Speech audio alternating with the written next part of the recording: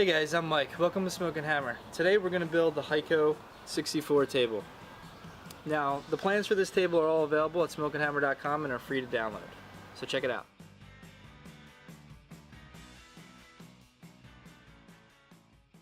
So, for material, we have 18 1x4 8-foot pieces.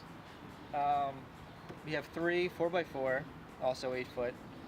And then we have 7 2x4 8-foot pieces. Now, all the wood that we chose today is red cedar, and with a knotty finish. You can also get the cedar in a clean finish, which basically just means these knots here are not visible. We actually like the look of the knots, plus it's half the price. So we're going to start with the A piece. If you're following along in the plans, it's part A, and it's 5 foot 4 inch length.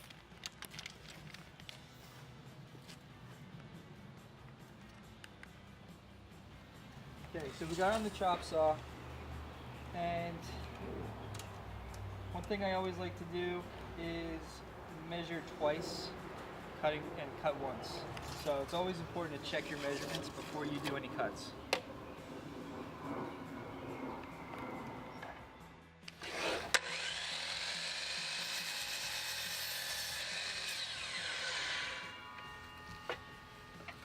One important thing you always want to do is label your pieces after you cut them, so they don't get mixed up. You don't have to remeasure it over and over again.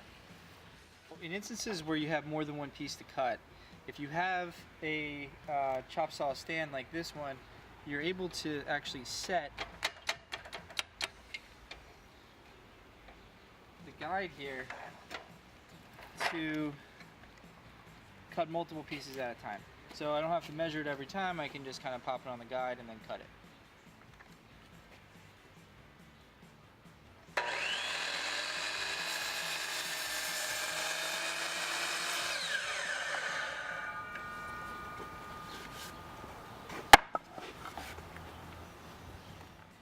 So, we are going to do a cross cut on these posts. So we're going to cut this notch out. We're going to start with first cutting this guy, and then we're going to take it on the bandsaw and then make the second cut and take the whole notch out.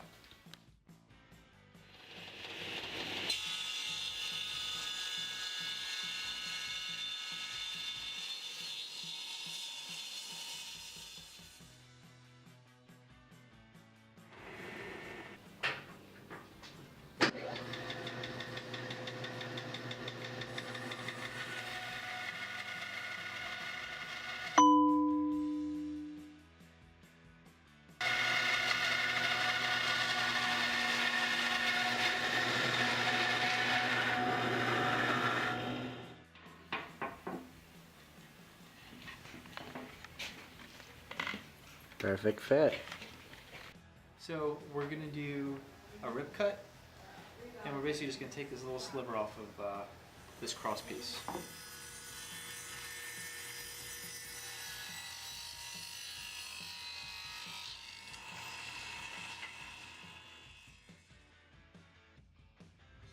Alright, so we have our kit of parts for the framing. We have our J, our D, our B, A, C, E, I, G, H, and F parts. So if you follow the plans, you'll see all these laid out like this, and now we're going to assemble it. Alright, so to attach the I part, first thing I'm going to do is I'm going to drill some pocket holes, which I've done. I'm going to start driving in the deck screws. I got these deck made screws. They're number 9, 2.5 inch, and I got them from the home store. Now I'm also going to put some wood glue on here. Spread it out nice. It's probably not necessary, but you know, just gives us a little extra security. As this section is not going to really be that heavy a load. Now you really should clamp this piece down before you try to drive anything.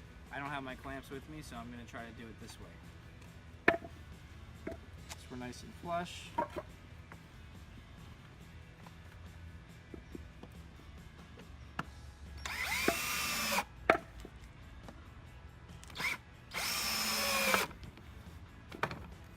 We're going to flip it and do the other side. I'm not as concerned with where these are located, as long as I'm driving into this piece. This stuff is all going to be covered, this frame is going to be covered by the paneling, so it doesn't really matter that much how it looks.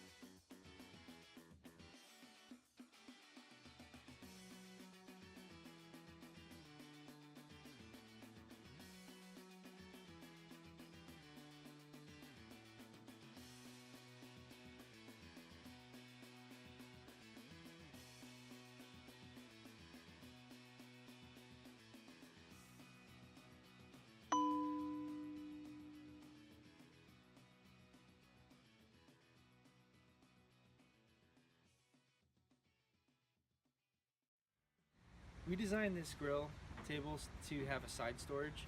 So one of the things that you do when you assemble this that we should have done before was make sure that this bar was already in place. So basically we put 2 holes on each side of these posts and then the bar kind of sits inside. We didn't do that, we forgot to put that in here, which is fine because this could also be like a spice rack or something, but we're gonna try to put it in. We're gonna try to retrofit it in now. So we're gonna drill in a couple of shallow holes into each of these posts, probably like about 1/4 inch, and then we're gonna try to push the rod in.